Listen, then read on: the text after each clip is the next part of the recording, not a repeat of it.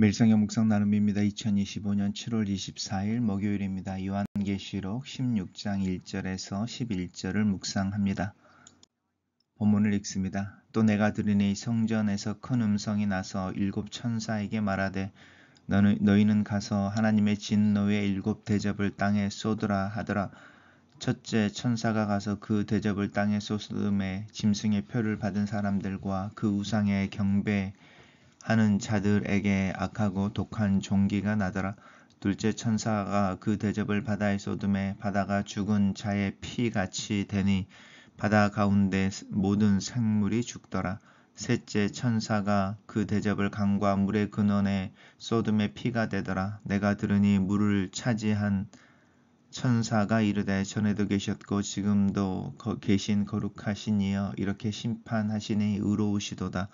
그들이 성도들과 선지자들의 피를 흘렸으므로 그들에게 피를 마시게 하신 것이 합당하니이다 하더라. 또 내가 들으니 제단에서 말하기를 그러하다. 주 하나님 곧 전능하신 이시여 심판하시는 것이 참되고 의로우시도다 하더라. 넷째 천사가 그 대접을 해에 쏟음에 해가 권세를 받아 불로 사람들을 태우니 사람들이 크게 태움에 태워진지라. 그 재앙들을 행하는 권세를 가지신 하나님의 이름을 비방하며 또 회개하지 아니하고 주께 영광을 돌리지 아니하더라. 또 다섯째 천사가 그 대접을 짐승의 왕자에 부으니 그 나라가 곧 어두워지며 사람들이 아파서 자기 혀를 깨물고 아픈 것과 종기로 말미암아 하늘의 하나님을 비방하고 그들의 행위를 회개하지 아니하더라. 오늘의 본문은 일곱 대접 재앙의 첫 번째에서 다섯 번째의 재앙을 이야기하고 있습니다. 또 내가 들으니 성전에서 큰 음성이 나서 일곱 천사가 등장합니다. 우리가 이제 일곱 개의 봉인된 두루마리 그리고 일곱 개의 나팔 그리고 이제 일곱 개의 대접 이야기입니다. 하나님의 진노의 일곱 대접입니다. 하나님의 진노는 이제 하나님의 심판을 의미하는 것이고 대상자들을 살펴보시면 대상자들이 첫 번째 천사가 그 대접을 땅에 쏟습니다. 짐승의 표를 받은 사람들 그 우상에게 경배한 자들에게 악하고 독한 종기가 나더라라고 이야기합니다.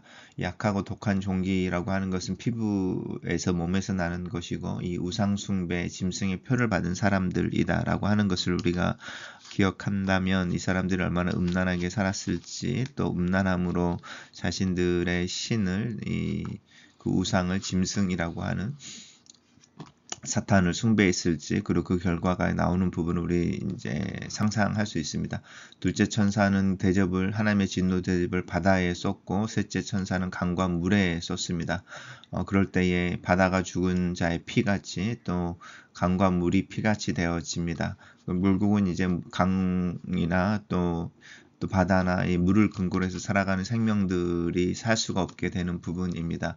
그런데 이 물을 차지한 천사가 이제 이야기하는 부분인데 이제 하나님의 진노의 대접에 대해서 설명을 하는 것이죠.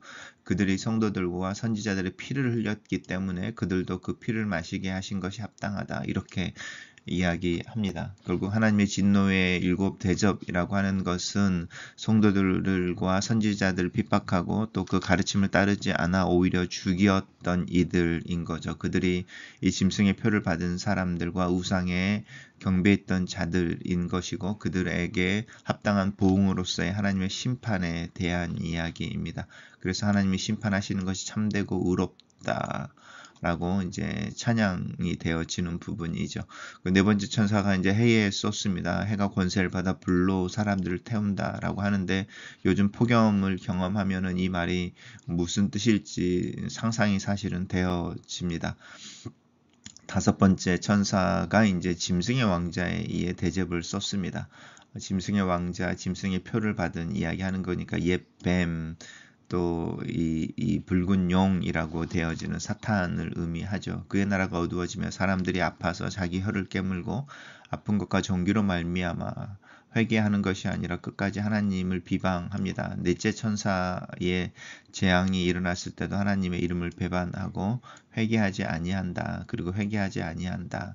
나오는 부분이죠. 그러니까 그 바로에게 이제 모세를 통해서 10번의 재앙이 진행되어지는 이유도 하나님의 심판이 가중되거나 엄중함을 증명하기 전에 회개할 기회가 10번 주어졌다라는 거죠.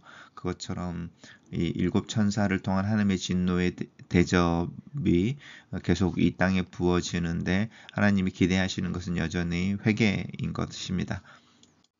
단락을 요약해 보겠습니다.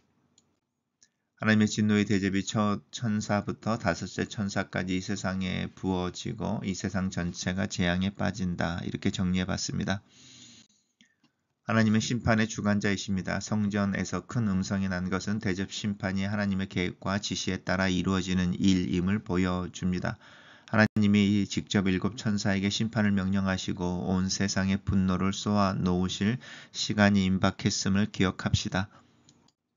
하나님은 지금도 계시고 전에도 계시던 거룩하신 분이십니다. 7 나팔 재앙에서처럼 여기서도 장차 오실 이라는 하나님에 대한 호칭이 언급되지 않은 것은 지금이 바로 이 미래의 심판의 날의 시작이기 때문입니다.